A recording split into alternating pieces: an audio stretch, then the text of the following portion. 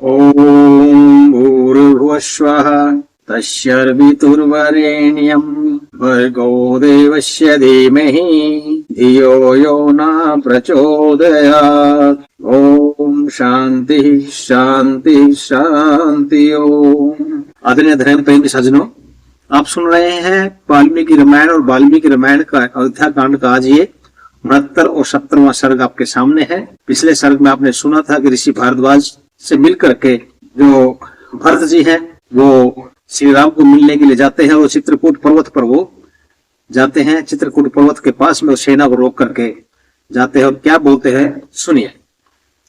सेना के ठहर जाने पर भरत जी उत्सुक होकर के शत्रुघ्न को आश्रम आदि दिखाते हुए भाई के दर्शन के लिए की कामना से चल पड़े और ऋषि वशिष्ठ के पास उन्होंने संदेश भिजवाया कि आप सभी माताओं को अपने साथ लेकर के आ जाएं और गुरु वत्सल भरत जो है शीघ्रता से वो श्री राम के दर्शन करने के लिए आगे बढ़ चुके। सज्जनों, सुमंत्र जो कि उनके खास मंत्री थे, सुमंत्र भी शत्रुघ्न को भरत के पीछे चलते हुए देख करके स्वयं शत्रुघ्न के पीछे चल दिए और क्योंकि भरत के समान सुमंत्र भी श्री राम के दर्शन की उत्कंठा उनके मन में थी। सुमंत्र भी साथ में चल देते हैं।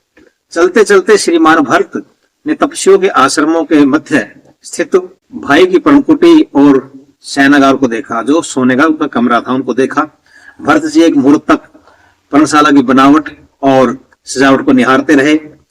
उसके बाद उन्होंने पर्णशाला में बैठे हुए और जटाजूट धारण किए बड़े भाई श्री राम को देखा। श्री राम को उस अवस्था में देखने के बाद भरत जी दुख से व्याकुल हो गए और उस समय उस दुख के वेग को उनके लिए रोकना कठिन हो रहा था। फिर भी किसी तरह वो धैर्य धारण करके क्या बोलते हैं, ओहो मेरे कारण ही सुख भोगने वाले श्री राम आज ये कष्ट भोग रहे हैं। मुझ निशंस के लोक निंदित जीवन को धिक्कार है कि मैं एक ऐसा आदमी हूं जो मेरी वजह से श्री राम दुख भोग रहे हैं वन के अंदर और इस परम कुटी के अंदर रहते हैं, जो महलों के अंदर रहते थे, आज जो घास फूस की झोपड़ी के अंदर रहते हैं। तो जो मेरे लोक निंदित जो मैं हूं तो मेरे जीवन को अधिकार है। इस प्रकार विलाप करते हुए भरत जी शोक संतप्त, जो भरत जी का मुख कमल जो था उनका चेहरा था पसीने से तर हो गया और उन्होंने चाहा कि दौड़ करके मैं श्री राम के चरणों में गिरूं, किंतु वहां तक नहीं पहुंच पाए और रोते हुए वो बीच में ही बेहोश हो गए। सज्जनों, उस समय दुख से संतप्त होने के कारण महाबली राजकुमार भरत जो है केवल एक बार दीनता पूर्वक बहुत ही उन्होंने कैसे उससे कहा, आर्य शब्द कहा, उनके मुंह से सिर्फ आर्य शब्द निकला और उस उच्चारण के बाद वो कुछ नहीं कह पाए, वो वहीं पर बेहोश होकर के वो गिर पड़े। रोते हुए शत्रुघ्न ने भी श्री राम के चरणों में प्रणाम किया और तब श्री राम भी दोनों भाइयों को हृदय से लगाकर रोने लगे। भाई मिले, जंगल में चले गए थे, लेकिन श्री राम को पिताजी का नहीं पता था उसका कि क्या होता है सुनिए। फिर वह राजपुत्र राम लक्ष्मण सुमंत्र और घू से भी इसी प्रकार मिले जैसे सूर्य और चंद्र, शुक्र और बृहस्पति आपसे मिलते हैं। तो वो ऐसे श्री राम भरत जी को, शत्रुघ्न जी को, सबको वो मिले। यहाँ पर अभी आगे होता है 70वां सर्ग, जो कि अब क्या बोलते हैं देखिए आगे। श्री राम यहाँ पर भरत जी को कुछ राज्य के बारे में पूछते हैं और राज्य के बारे में कुछ हिदायतें देते हैं। उनको बताते हैं कि राज कैसे चलता है, राज्य का काम कैसे चलता है, राजा को कैसा होना चाहिए, राजा प्रजा को कैसे खुश रखना चाहिए, वो सुनिए। विवार मुख और कृष्ण भाई भरत को राम ने हृदय से लगाया और फिर उन्हें अपनी गोदी में बिठा करके सावधानता पूर्वक पूछने लगे उनसे। गोदी में उनको बिठा लिया प्यार से भरत को और क्या कहते हैं, हितात तुम्हारे पिताजी कहाँ गए जो तुम इस वन में चले आए, क्योंकि उनके जीवित रहते तुम्हारा वन में आना ठीक नहीं है, क्योंकि राजा है भरत तो और महाराज जो दशरथ थे। लेकिन श्री राम को यहाँ पर नहीं पता है कि महाराज दशरथ संसार में अभी नहीं है, उनको उस वक्त नहीं बताया गया। वो तो पहले ही उसमें अपने प्यार में उसमें लगे रहे और फिर बैठ करके गोदी में प्यार से बैठा करके बोलते हैं कि पिताजी कहाँ हैं, पिताजी क्यों नहीं आए, उनके होते हुए तुम्हें वन में आने के लिए तुम्हारे लिए ठीक नहीं है। राजसूय और अश्वमेध यज्ञ के करने वाले, धर्म में निश्चित बुद्धि रखने वाले और सत्य प्रतिज्ञ महाराज दशरथ स्वस्थ तो हैं। वो महाराज के बारे में पूछ रहे हैं कि वो स्वस्थ तो हैं, कहाँ पर हैं वो। विद्वान, धर्म कार्य में तत्पर, महातेजस्वी इक्ष्वाकु वंश के आचार्य ब्राह्मण वशिष्ठ जी यथा योग्य चित्कृत तो होते हैं। अब वो पूछते हैं भाई वो क्या क्या उनके हाल है, कैसे हैं। महाराज दशरथ कहते हैं कैसे हैं और ऋषि वशिष्ठ जो कि उस वक्त तक श्री राम जी के पास नहीं पहुंचे, वो पीछे थे, तो उनके बारे में पूछते हैं कि उनका भी सत्कार, आदर सत्कार होता है या नहीं। हितात माता कौशल्या और सुपुत्र होती माता सुमित्रा तो कुशल हैं। और क्या बोलते हैं, देखिए परम श्रेष्ठा देवी कैकेयी भी आनंद पूर्वक तो है। वो कैकेयी के बारे में पूछते हैं सज्जनों। कैकेयी, जिस कैकेयी ने महाराज दशरथ को मजबूर करके श्री राम को 14 साल के लिए, 14 वर्ष के लिए वनों में भिजवा दिया, सीता जी को वन में भिजवा दिया, लक्ष्मण जी को भिजवा दिया, तो वो भी श्री राम उनको मन में ना रखते हुए और अपने परिवार की, अपने एक जो बोलते हैं, इसलिए बोलते हैं मर्यादा पुरुषोत्तम, मर्यादा उनकी इतनी ज्यादा थी को कैकेयी को भी बोलते हैं परम श्रेष्ठा देवी, आनंद पूर्वक तो है। आगे बोलते हैं, हे तात तुम देव विद्वानों, पितर रक्षकों, नौकरों और गुरुओं और पिता के समान पूज्य बड़े बूढ़ों और वैद्य और ब्राह्मणों का सत्कार तो करते हो। मतलब क्यों राजा, उनकी नजर में राजा बन चुके हैं वो, अब वो बोलते हैं भी तुम ऐसा काम करते हो कि नहीं करते।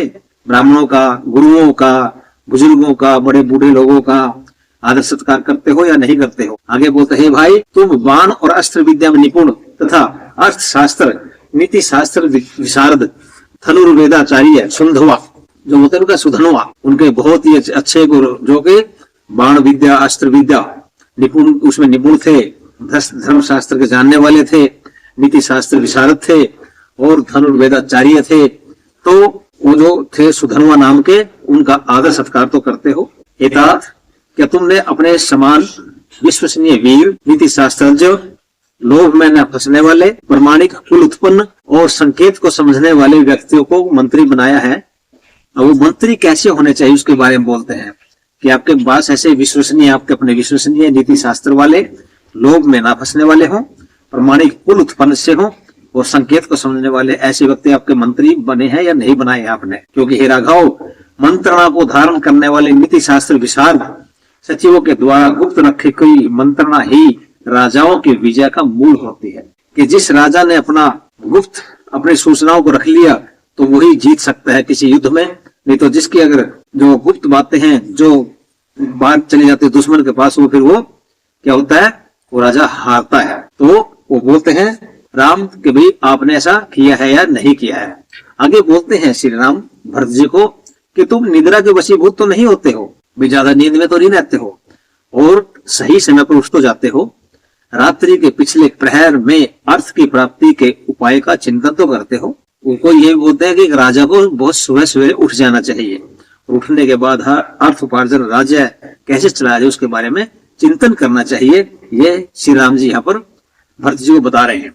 आगे क्या बोलते हैं कि तुम अकेले किसी बात का निर्णय तो नहीं कर लेते, अथवा तुम बहुत से लोगों में बैठ करके विचार विमर्श तो नहीं करते। तुम्हारा विचार कार्य रूप में परिणत होने से पूर्व ही दूसरे राजाओं को विदित तो नहीं हो जाता। यहाँ पर क्या बोलते हैं कि भी तुम अकेले निर्णय नहीं लेना कभी भी, और कोई विचार विमर्श हो सारे लोगों में बैठ के नहीं करना। जैसे आजकल कैबिनेट मिनिस्ट्री होती है उस वक्त भी यही होता था। तो कुछ एक मंत्री होते थे जिनके साथ वो मंत्रणा कर सकते थे राजा, तो ऐसा वो करते हैं और बोलते हैं क्या तुम्हारा कार्य जो है, तुम्हारा जो विचार है, जो तुमने विचार किया है राज्य चलाने का या कुछ भी काम का, तो वो क्या होता है कार्य रूप में होने से पहले ही क्या दूसरे राजाओं के पास तो नहीं पहुंच जाता। तुम्हारी जो बोलते हैं सीआईडी तो नहीं चली जाती, तुम्हारी लीक तो नहीं हो जाती, सूचना जो गुप्त सूचना है तुम्हारी वो बाहर तो नहीं चली जाती। मंत्रियों के साथ किए हुए तुम्हारे अकथित निश्चयों को दूसरे लोग तर्क और युक्तियों से जान तो नहीं लेते। क्या बोलते हैं यहाँ पर कि जो तुम मंत्रियों के साथ अकथित निश्चय कुछ होते हैं तो उनको कि दूसरे जो लोग होते तुम्हारे जो चापलूस लोग जो बोलते हैं ऐसे, वो तर्क और युक्तियों से जान तो नहीं लेते और तुम वो तुम्हारे मंत्री अन्यों के गुप्त रहस्य को जान लेते हो। अपने रहस्य देना नहीं और दूसरे का रहस्य जानने चाहिए। ये महाराज श्री राम भरत जी को बता रहे हैं। आगे बोलते हैं ये भरत, अल्प प्रयास से सिद्ध होने वाले और महान फल देने वाले कार्य को करने का निश्चय कर तुम उसे शीघ्र आरंभ कर देते हो ना, उसे पूर्ण करने में विलंब तो नहीं करते। क्या बोलते हैं देखिए कि थोड़े से प्रयास से जो सिद्ध काम हो जाता है, थोड़े से प्रयास से काम सिद्ध हो और बहुत अच्छा फल देने वाला जो कार्य है उसको जो निश्चय कर लेते हैं उसको समय पर हमें आरंभ कर देना चाहिए। श्री राम जी यहाँ पर ये बोलते हैं और उसमें पूरा करने के लिए इसको देर नहीं करनी चाहिए। आगे बोलते हैं तुम 1000 मूर्खों की अपेक्षा एक बुद्धिमान परामर्शदाता को रखना अच्छा समझते हो ना, क्योंकि संकट के समय बुद्धिमान व्यक्ति महान कल्याण करता है। यहाँ पर भी बोलते हैं कि आपके पास जो सलाहकार है वो मूर्ख नहीं होना चाहिए, बुद्धिमान होना चाहिए। बेशक 1000 आप मूर्ख को रख लो, आपका नाश कर देंगे, लेकिन एक बुद्धिमान आपका कल्याण कर देगा। इसलिए आपको ऐसा व्यक्ति अपने सलाहकार रखना चाहिए। आगे बोलते हैं तात, तुम उत्तम नौकरों को उत्तम कार्यों में, मध्यम नौकरों को मध्यम कार्यों में, साधारण नौकरों को साधारण कार्यों में लगाते हो ना। या भी आदमी की काम करने की जो ताकत है उसकी ताकत के हिसाब से आदमी को लगाना चाहिए, ऐसा श्री राम भरत जी को समझा रहे हैं। आगे बोलते हैं क्या तुम धर्म अर्थ काम में सुपरिचित, कुल परंपरा से प्राप्त पवित्र और श्रेष्ठ मंत्रियों के श्रेष्ठ कार्यों में नियुक्त करते हो। यहाँ पर मंत्रियों को बोलते कि जो मंत्री जो तुम्हारे हैं वो जो धर्म अर्थ और काम में सुपरिचित हैं, अच्छी तरह वो उनको जानते हैं, अच्छी तरह पारंगत हैं, कुल परंपरा से प्राप्त पवित्र हैं, और श्रेष्ठ मंत्री जो हैं उनको श्रेष्ठ कार्यों में नियुक्त करना चाहिए। ऐसा तुम करते हो या नहीं।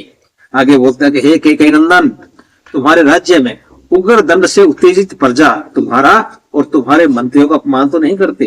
कि जब तुम किसी को दंड देते हो तो दंड से उत्तेजित तो जनता तो नहीं होती, वो ऐसा नहीं होना चाहिए। और क्या उदाहरण देते हैं, उसको उपमा क्या करते हैं, जिस प्रकार स्त्री पर स्त्रीगामी पतित पुरुष का तिरस्कार करती है, अथवा जिस प्रकार याजक लोग यज्ञ कर्म से हीन व्यक्ति का अनादर करते हैं, उसी प्रकार कर लेने से प्रजा तुम्हारा अनादर तो नहीं करती। कि तुम प्रजा का जो सही पालन नहीं करते, उनके जो काम है, उनके जो भलाई के लिए जो काम नहीं करते, और प्रजा तुम्हारा अनादर तो नहीं करती। जैसे गलत काम तो तुम नहीं करते, जैसे कि एक पर स्त्री काम हो जाता है पति, तो पत्नी उसका अनादर करती है, या याजक लोग जो है जो यज्ञ कर्म नहीं करते उनका जो अनादर करते हैं, तो ऐसा तुम्हारा प्रजा तो नहीं करती।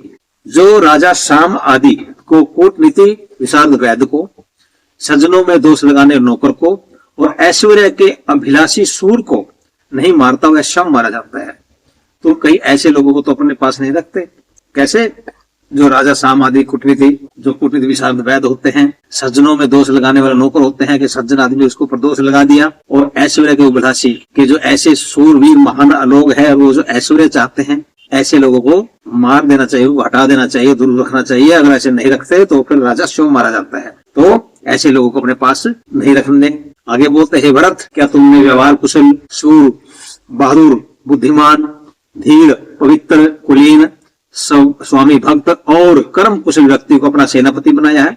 अब यहाँ भी ये बोलते हैं सेनापति कैसा होना चाहिए, कि सेनापति तुम्हें व्यवहार कुशल होना चाहिए, बहादुर होना चाहिए, बुद्धिमान होना चाहिए, धीर धैर्य रखने वाला होना चाहिए, पवित्र होना चाहिए, आत्मा से कुलीन होना चाहिए, अच्छे कुल का, स्वामी भक्त होना चाहिए, अपने काम में कुशल होना चाहिए। ऐसा व्यक्ति आपको सेनापति बनाना चाहिए। आगे क्या बोलते हैं, तुम्हारी सेना में तो जो अत्यंत बलवान, युद्ध विद्या में निपुण, सुपरिक्षित और पराक्रमी सैनिक है, तुम उसे पुरस्कृत कर सम्मानित करते हो या नहीं? अब यहाँ पर सैनिकों के सम्मान के लिए बोलते हैं क्या, कि तुम्हारे राज्य के अंदर जो सैनिक अच्छे बलवान हैं, तकड़े हैं, और युद्ध विद्या में निपुण हैं, अच्छे वो परीक्षित भी हैं, सुपरिक्षित हैं और पराक्रमी हैं, तो ऐसे सैनिकों का पुरस्कार देना, पुरस्कार देकर के सम्मानित करना तुम्हारा फर्ज है, तुम्हें करना चाहिए। ऐसा करते हो या ना? आगे पूछते हैं कि तुम सेना के लोगों को कार्य अनुरूप भोजन और वेतन जो उचित परिणाम में और उचित काल में देना चाहिए, उसे यथा समय देने में विलंब तो नहीं करते? कि सेना को समय पर भोजन देना, समय पर उनकी तनख्वाह दे देना, वेतन वगैरह देना, ये उचित समय में देना, उसे यथा समय में देना चाहिए, उसमें विलंब नहीं करना चाहिए, देर नहीं करनी चाहिए। ये श्री राम जी समझा रहे हैं भरत जी को। आगे क्या बोलते हैं कि भोजन और वेतन ठीक समय पर नहीं मिलने से नौकर लोग क्रुद्ध हो जाते हैं, गुस्सा हो जाते हैं, और वो स्वामी की निंदा करते हैं। हम नौकरों का ऐसा करना भारी अनर्थ की बात समझा जाती है। कि जब नौकर वगैरह बगावत करने शुरू कर देते हैं, हमको तो तनख्वाह नहीं मिल रही है, हमको समय भोजन नहीं मिलता, अगर वो ऐसी बात करते हैं और स्वामी की निंदा करते हैं, तो ऐसे नौकरों को जो भारी अनर्थ वो कर देते हैं, वो भारी अनर्थ की बात होती है। आगे क्या बोलते हैं, क्षत्रिय कुल प्रसूत मुख्य लोग तुम्हारे प्रति अनुराग तो रखते हैं ना? क्या समय आने पर वे तुम्हारे लिए अपने प्राण को तक निछावर करने को उद्यत रहते हैं? कि जो क्षत्रिय कुल के लोग हैं, पैदा हुए, वो लोग तुम्हारे प्रति अनुराग तो रखते हैं, तुम्हारे से प्यार करते हैं ना, वो तुम्हारे में भावना रखते हैं। अगर ऐसा नहीं है तो वो क्या तुम्हारे लिए समय आने पर प्राण न्यौछावर करने तक तत्पर रहते हैं, तैयार रहते हैं? ये भक्त अपने ही राज्य में उत्पन्न दूसरों के अभिप्राय को जानने वाले समर्थ प्रत्युत्पन्नमति यथोक्तवादी संदेश को ठीक ठीक पहुंचाने वाले पंडित को तुमने अपना दूत बनाया कि नहीं? वो बोलते दूत कैसा होना चाहिए, जो मैसेज देने वाले होते क्या होना चाहिए कि अपने ही राज्य में पैदा, राज्य में उत्पन्न होने चाहिए। दूसरों के अभिप्राय को, दूसरे का मकसद क्या है, दूसरे की साइकोलॉजी पढ़ने के लिए ऐसे जानने वाले होने चाहिए, समर्थ होने चाहिए, और प्रत्युत्पन्नमति के हाजिर जवाब जिसको बोलते हैं हाजिर जवाब भी होना चाहिए। यथोक्तवादी कि जैसा कहा उसका ऐसा ही जवाब देने वाला होना चाहिए, और जो यथोक्तवादी जैसे संदेश है, जैसा संदेश उसको दिया वैसा ही संदेश आगे पहुंचाए। ऐसा ना हो कि शब्दों में वारफेर हो जाए, शब्दों में मतलब अदला बदली हो जाए और शब्द का फिर दूसरा मैसेज चला जाए, दूसरा संदेश जाए तो गड़बड़ हो जाती है। तो ऐसे पंडित को तुमको अपना दूत रखना चाहिए। आगे बोलते हैं कि भरत तुम परस्पर अनभिज्ञ तीन गुप्तचरों के द्वारा अपने राज्य के 15 और दूसरे राज्य के 18 तीर्थों का हाल जानते हो ना। कि बोलते हैं कि जो गुप्तचर टीम बनाओ अपने 3 की, और वो कम से कम 15 अपने राज्य के जो तीर्थ होते हैं उनका हालचाल, उनके बारे में जानकारी, और जो दूसरे राज्य के उनके 18 तीर्थों की जानकारी, वो उनके हाल चाल जानते रहना चाहिए कि वह कहाँ कहाँ क्या क्या हो रहा है। आगे बोलते हैं शत्रु संहारक पराजित करके अपने राज्य से भगाए हुए शत्रुओं को किसी प्रकार पुनः लौटकर आ जाने पर उनको दुर्बल समझकर कहीं तो उनकी उपेक्षा तो नहीं करते कि जैसे एक दुश्मन को हरा दिया और उस राज्य से भगा दिया, लेकिन वो किसी तरह दोबारा फिर आ जाते हैं तो उनको समझते हैं कि हमारी शरण में आ गए कमजोर हैं, तो उनको कमजोर समझ करके उनकी उपेक्षा नहीं करके बोलते हैं दुश्मन को कभी कमजोर नहीं समझना चाहिए। तो श्री राम समझाते हैं कि भरत ऐसे लोगों को तुम कमजोर समझ कर उपेक्षा मत करना। और आगे क्या बोलते हैं देखिए कि तुम नास्तिक ब्राह्मणों की संगति तो नहीं करते। जो नास्तिक होते हैं वो किसी चीज को मानते नहीं है, अपने को पंडित समझने वाले ये मूर्ख धर्म अनुष्ठान से लोगों का चित्त हटाकर उन्हें नरक भेजने में बड़े कुशल होते हैं। कि जो नास्तिक लोग होते हैं वो ऐसे धर्म अनुष्ठान करेंगे, अपने को पंडित समझेंगे तो मैं बहुत बड़ा पंडित हूँ, और धर्म अनुष्ठान करेंगे, धर्म के काम करेंगे, लेकिन वो लोगों का मन भटकाते हैं। और मन भटकाने के क्या बोलते हैं, लोगों को नरक तक का ऐसा रास्ता बना देते हैं कि दुखी होते हैं। नरक का मतलब ये होता है कि दुखी होते हैं। आगे बोलते हैं राघव पापी लोगों से रहित मेरे पूर्वजों के द्वारा सुरक्षित तथा समृद्ध कौशल देश सुखी तो है। अब वो कौशल देश जो है अयोध्या, उसके बारे में पूछते हैं कि जो मेरे पूर्वजों ने सुरक्षित रखा हुआ था कि जिसमें कभी कोई पाप ही नहीं है था, तो ऐसा देश कौशल देश सुखी तो है। हेतात कृषि गोरक्षा आदि में लगे हुए तुम्हारे सब प्रियजन सुखी तो हैं। व्यवसाय लेन देन के कार्य में नियुक्त रहकर ही वैश्य लोग धन धान्य से युक्त होते हैं ना। कि जो आपके व्यापार करने वाले लोग हैं, जो कृषि करने वाले लोग हैं, गौरक्षा गाय पालने वाले जो लोग हैं, वो जब तुम्हारे जो जितने भी लोग हैं सुखी तो है ना। और व्यवसाय और लेन देन के कार्य में नियुक्त रहकर ही, तो लेन देन के कार्य में रहेंगे वैश्य लोग, तभी वो धन धान्य से युक्त होते हैं। कि तुम उन लोगों को उनकी इष्ट वस्तु प्रदान कर और उनके अरिष्टों को दूर कर उनका भरण पोषण तो करते हो ना। राज्य के निवासियों की रक्षा को राज्य के निवासियों की रक्षा राजा को धर्म पूर्वक ईमानदारी से करनी चाहिए। राजा कैसा होना चाहिए कि उसके धर्म पूर्वक ईमानदारी से रक्षा करनी चाहिए प्रजा की। आगे क्या बोलते हैं कि तुम हाथी वाले वनों की रक्षा तो करते हो, जो जिन वनों के अंदर हाथी हैं उनकी रक्षा तो करते हो, और जो हथनियां हाथियों को पकड़वाती हैं उनका पालन पोषण तो ठीक रूप से होते हैं। हथिनियों और घोड़े के लाभ से तुम तृप्त तो नहीं होते। आगे क्या बोलते हैं राजपुत्र तुम प्रतिदिन प्रातः काल उठकर और सब प्रकार से सुशोभित शोभित होकर दोपहर से पहले ही सभा में जाकर प्रजाजनों से मिलते हो या नहीं। अब यहाँ पर राजा का एक दिनचर्या के बारे में बताते हैं श्री राम कि प्रतिदिन प्रातः काल उठ करके और सब प्रकार से सुभूषित होकर के, सब प्रकार से तैयार होकर के, और दोपहर से पहले ही सभा में जाकर के जो प्रजाजन है, जो भी प्रजा है, मंत्री है, जो भी सैनिक है, सबको मिलना चाहिए। ये आदेश ये उनको समझाते हैं, उपदेश दे रहे हैं। आगे क्या बोलते हैं तुम्हारे नौकर निर्भय होकर सदा तुम्हारे सामने तो नहीं चले जाते, अथवा डर के मारे सदा तुमसे दूर तो नहीं रहते। क्या बोलते हैं वो कि तुम्हारे जो नौकर हैं वो निर्भय होकर के बिना डर के तुम्हारे सामने तो नहीं चले आते कि सीधे गए अपना मिल ले जा करके, और या तुम्हारे डर के मारे दूर तो नहीं रहते तुमसे। यह दोनों ही स्थितियां ठीक नहीं है। ना तो उनको डर होना चाहिए कि वो डरने के भाई बिल्कुल डर ही नहीं है उनको, और एक ऐसा बिल्कुल डरे हुए हैं नहीं क्या बोलते हैं कि नौकरों के साथ मध्यम व्यवहार ही उचित है, कि ना तो उनको डराना है ना उनको करना है, एक ऐसा माहौल ऐसा व्यवहार उनके साथ करना है, मध्यम व्यवहार, कि ना तो उसके वो गलत उनके साथ हो और ज्यादा प्यार भी ना हो, ज्यादा नफरत भी ना हो, ऐसा। तो आगे क्या बोलते हैं, तुम्हारे सब दुर्ग धन धान्य अस्त्र शस्त्र जल यंत्र शिल्पियों और धनुर्धारियों से परिपूर्ण तो है। क्या बोलते हैं, जो तुम्हारे दुर्ग है, जितने भी तुम्हारे किले हैं, उनमें सब धन धान्य है तो है, अस्त्र शस्त्र हैं, जल की व्यवस्था है, यंत्र आदि हैं, शिल्पिया जो शिल्पी होते हैं, जो मिस्त्री होते हैं, कारीगर होते हैं, वो और धनुर्धारी जो है उनसे परिपूर्ण तो है। हे राघव, तुम्हारी आय अधिक और वह न्यून है ना। क्या बोलते हैं कि जो तुम्हारी आय है वो अधिक और खर्च जो है कम होना चाहिए। तुम्हारे कोष का धन अपात्रों नाच गाने वालों में तो नहीं लुटाया जाता, जैसे होया कि भाई कहीं भी कुछ नाच करा दिया और उनमें ऐसे उसमें धन तो नहीं लुटाया जाता, ऐसा नहीं होना चाहिए। तुम्हारा धन देव विद्वान पितर रक्षक वर्ग अभ्यागत योद्धा और मित्रों पर ही व्यय होता है ना, कि तुम्हारा जो धन है गलत जगह नहीं जाना चाहिए, और तुम्हारा धन जो हमेशा देवों में विद्वानों में पितर रक्षक वर्ग जो होता है, अभ्यागत जो आपके पास आ गया शरण में, और योद्धाओं और मित्रों के ऊपर ही खर्च होना चाहिए, गलत तरीके से धन नहीं खर्च करना चाहिए।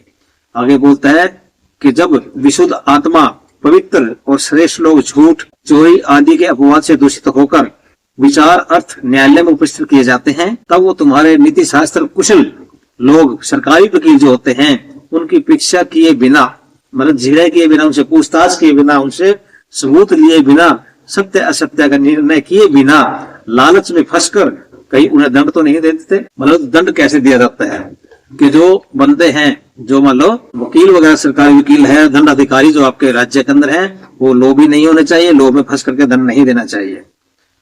हे नरश्रेष्ठ, जो चोर चोरी करते पकड़ा गया, जिन्हें करने पर उसे जिसका चोरी करना सिद्ध हो जाता है, जो चोरी करते देखा गया है और जिसके पास चोरी का सामान मिला है, कहीं उस चोर को घूस के लोभ से छोड़ तो नहीं दिया जाता। जैसे किसी ने चोरी कर लिया, चोरी करते हुए पकड़ा गया, उसके पास चोरी का सामान मिल गया, उसका चोरी साबित भी हो गया और वो पकड़ा भी गया, तो ऐसे लोगों को कहीं घूस लेकर के रिश्वत लेकर छोड़ तो नहीं दिया जाता। ऐसा श्री राम भरत जी को बोल रहे हैं, ऐसा नहीं करना चाहिए। और क्या बोलते हैं, धनी और निर्धन का झगड़ा होने पर तुम्हारे बहुसुत मंत्री लोभ रहित होकर दोनों का मुकदमा न्यायपूर्वक निपटाते हैं या नहीं। मतलब जैसे धनी का और गरीब का और अमीर का झगड़ा हो गया और तुम्हारे पास आ गया, तुम्हारे मंत्री के पास, तो वो न्यायपूर्वक निपटाते हैं उसको या नहीं निपटाते हैं। हे राघव, मिथ्या अपराधों के कारण दंडित लोगों को आंखों से गिरने वाले आंसू अपने भोग विलास के लिए शासन करने वाले राजा के पुत्र पशुओं का नाश कर डालते हैं। यहाँ पर क्या बोलते हैं कि जिन लोगों के ऊपर झूठा और अपराध के दोष लग गया, तो अपराध किया नहीं है लेकिन उसके ऊपर झूठा दोष लग गया और उसको सजा दे दी, उसके आंखों से जो आंसू निकलते हैं, उन आंसू क्या करते हैं कि भोग विलास के लिए जो शासन करने वाला राजा है उसके पुत्र और उसके पशुओं का नाश कर डालते हैं। इसलिए कभी भी किसी गलत आदमी को, किसी भी एक ऐसे आदमी को गलत तरीके से सजा ना हो जाए, ऐसा अपने राज्य में व्यवस्था रखनी है।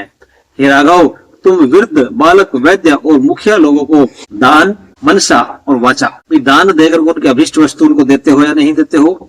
मनसा, मन से उनके साथ स्नेह पूर्वक व्यवहार करते हैं, और वाचा उनके आश्वासन सूचक वचन कह करके उनको इन प्रकार से तृप्त और प्रसन्न रखते हो कि उसे मन और वचन कर्म से दान दे करके उनको उनके अभिष्ट वस्तु उनको दे करके, मन से उनको अपना स्नेह पूर्वक व्यवहार करके और उनको आश्वासन सूचक शब्द कह करके उनको प्रसन्न रखना है।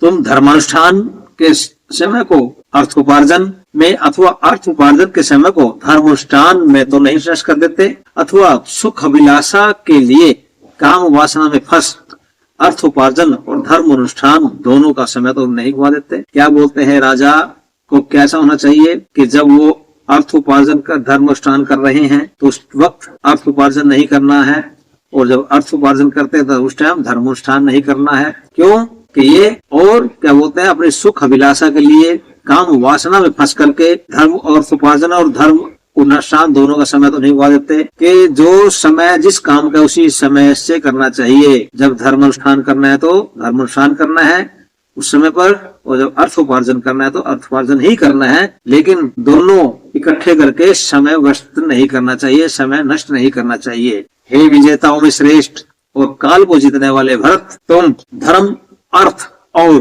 काम का विभाग करके सबका यथा समय अनुष्ठान करते होना। प्रातःकाल संध्या यश आदि कर्म में, मध्याह्न राजकाज में और रात्रि काम के लिए। तुम एक ही काम में तो सारा समय नहीं बिता देते। क्या बोलते हैं कि सारा दिन में क्या काम है? प्रातः काल यश कर्म करना चाहिए, दोपहर को जो है राजकाज और रात्रि में काम। लेकिन ये क्या है, तुम एक ही काम, या तो संध्या ही करते रहे, यज्ञ ही करते रहे, या तुम काम में लगे रहे, काम इच्छा में लगे रहे, या राजकाज में लगे रहे तो हवन नहीं किया, यश कर्म नहीं किया। तो ऐसा नहीं करना, तुम एक ही काम में सारा समय नहीं गंवाना, सबको समय समय पर करना है। हे भरत, नास्तिकता, असत्य भाषण, क्रोध, प्रमाद, दीर्घ सूत्रता, जिसको टाल खटोल कहते हैं, सज्जनों से नहीं मिलना, आलस्य, इंद्रियों की प्रवस्था, मंत्रियों की अवहेलना कर अकेले ही राज्य संबंधी बातों पर विचार करना, अशुभ चिंतकों अथवा उल्टी बात समझने वाले मूर्खों से परामर्श करना, निश्चित किए हुए कामों को आरंभ न करना, रहस्यों को प्रकट कर देना, मंगल कृत्यों का त्याग, नीच ऊंच सबको देख उठ खड़े होना अथवा सब शत्रुओं पर एक साथ आक्रमण करना। इन 14 राजदोषों को तो तुमने त्याग दिया है ना, कि राज 14 दोष होते हैं, राजदोष होते हैं 14, जो कि मैं दोबारा फिर बता देता हूँ, सुनना चाहिए सभी को। नास्तिकता, असत्य झूठा भाषण, क्रोध गुस्सा करना, प्रमाद आलस्य जिसको बोलते हैं, दीर्घ सूत्रता जो किसी काम को टाल मटोल करना, सज्जनों से नहीं मिलना, राजा का आलस्य, इंद्रियों की प्रवस्था के राजा इंद्रियों के वश में ही रहे, मंत्रियों के अवहेलना करके अकेले ही राज्य संबंधी बातों पर विचार करना, अशुभ चिंतकों अथवा उल्टी बात समझने वाले मूर्खों से परामर्श करना, सलाह करना, निश्चित किए हुए कामों को आरंभ नहीं करना, कि काम निश्चित कर लिया कि करना है तो फिर उसको शुरू नहीं करना, रहस्यों को प्रकट कर देना, मंगल कृत्यों का त्याग कर देना, ऊंच नीच जो भी है सबको देकर खड़े हो जाना और सब शत्रुओं के ऊपर एक साथ आक्रमण करना। ये 14 राज दोष हैं, तो ये राजों को त्याग देने चाहिए। इसलिए श्री राम भरत को समझाते हैं कि तुमको भी ये त्याग दें। आगे क्या बोलते हैं, ये भरत तुम 10 वर्ग, पंचवर्ग, चतुर्वर्ग, सप्तवर्ग, अष्टवर्ग, त्रिवर्ग, तीनों विद्याएं, बुद्धि से इंद्रियों पर विजय, षडगुण, देव मनुष्य संबंधी आपत्तियां, राज्य कृत्य, 20 वर्ग प्रकृति तथा मंडल, यात्रा विधान, दंड विधान और संधि विग्रह, इन सबको हेय उपदेय रूप से जानते होना। मतलब ये भी नियम है। 10 वर्ग, 60 वर्ग, जो पंचवर्ग, सप्तवर्ग, अष्टवर्ग, ऐसे यात्रा विधान है, दंड विधान है, संधि विग्रह, ऐसा भी नियम है। तो क्या बोलते हैं कि इनको हेय उपदेय रूप से जानना चाहिए। कि हे मतिमान, तुम नीति शास्त्र के अनुसार 3-4 मंत्रियों को इकट्ठा करके एक साथ या अलग अलग उनके साथ विचार विमर्श तो करते हो, कि जो बोलते हैं कैबिनेट मिनिस्टर 3-4 जो मंत्री है उनको इकट्ठा करके या फिर अलग अलग उनसे विचार विमर्श तुमको करना चाहिए। क्या तुम अग्निहोत्र आदि अनुष्ठान करके वेदाध्ययन को सफल करते हो? कि तुम अग्निहोत्र वगैरह करते हो नहीं, जो कि बहुत सृष्टि का एक बहुत ही एक जरूरी कर्म है। दान और भोग में लगाकर क्या तुम अपने धन को सफल करते हो? कि दान देना है और समय पर वो अच्छी जगह दान देना है, लोगों को खुश रखना है, तो ऐसे धन को सफल करना। यथाविधि संतान उत्पादन कर क्या तुम अपनी स्त्री को सफल करते हो? तुमने जो शास्त्र श्रवण किया है उसके अनुसार शील और सदाचार में जीवन बनाकर क्या तुम अपने शास्त्र श्रवण को चरितार्थ करते हो? कि जो तुमने शास्त्र सुने हैं और उन शास्त्रों के मुताबिक अपने जीवन को आपने बनाया है या नहीं? हे भरत, तुम स्वादु पदार्थों को अकेले तो नहीं खाते हो। खाते समय यदि मित्र हाजिर हो तो उन्हें देकर खाते हो या नहीं? कि कई बार होता है कि स्वादु आए, जो बोलते हैं टेस्टी पदार्थ आए और उनको अकेले खा रहे हैं, लेकिन पास में अगर मित्र बैठा उसको ना दे तो ऐसा नहीं करना चाहिए। पास में जो भी बैठा उनको भी देना चाहिए। देखो, इस प्रकार धर्म अनुकूल दंड धारण करने वाला नितिज्य राजा प्रजा का पालन करके संपूर्ण पृथ्वी का स्वामी होता है और मरने के पश्चात स्वर्ग सुख विशेष उत्तम जन को प्राप्त करता है। तो ऐसी ये इस सर के अंदर श्री राम भरत जी को समझाते हैं और जो राज कार्य करने के जो नियम हैं ऐसा उपदेश देते हैं, उनको पूछते हैं तो ऐसा ऐसा तुम्हें करना चाहिए, तो मुझे बताओ कि तुम ऐसा करते हो या नहीं। आज के इस एपिसोड में यही था। यहाँ पर भरत श्री राम के पास पहुंच जाते हैं और अगले सर्ग में आप सुनेंगे। तो ये मैं बता देता हूँ, इसका विशेष इसमें यह है कि जो अध्याय है कंचित अध्याय कहलाता है। इसमें अध्याय में क्या दिया है कि राजा को कैसा होना चाहिए, परम राजनीति है। मर्यादा पुरुषोत्तम श्री राम ने भरत की वैदिक राजनीति और राजा द्वारा अनुष्ठेय आचरण का उपदेश बहुत ही अत्यंत सुंदर तो मार्मिक रूप में दिया है कि जो महाराज जो मर्यादा पुरुषोत्तम श्री राम ने भरत को बताया है उसके दिए वैदिक राजनीति कैसी होनी चाहिए, हमारे देश में राजनीति कैसी होनी चाहिए, क्या उसका तरीका होना चाहिए, राजा को किस प्रजा का किस तरह पालन करना चाहिए। तो ये ऐसी बातें श्री राम ने भरत को बताई हैं और ये हमारे भारत देश की गौरव प्राचीन राजनीति थी, लेकिन आज राजनीति खराब हो चुकी है। तो हमें रामायण के इस एपिसोड को सुन करके अपनी जो भी दिनचर्या है बतानी चाहिए रूप में, लेकिन आज बात कुछ और है। चलिए अगले उसमें मेरा एक निवेदन है आप सभी से कि इस वीडियो को पूरी देखें, लाइक करें, शेयर करें और चैनल को भी सब्सक्राइब करें।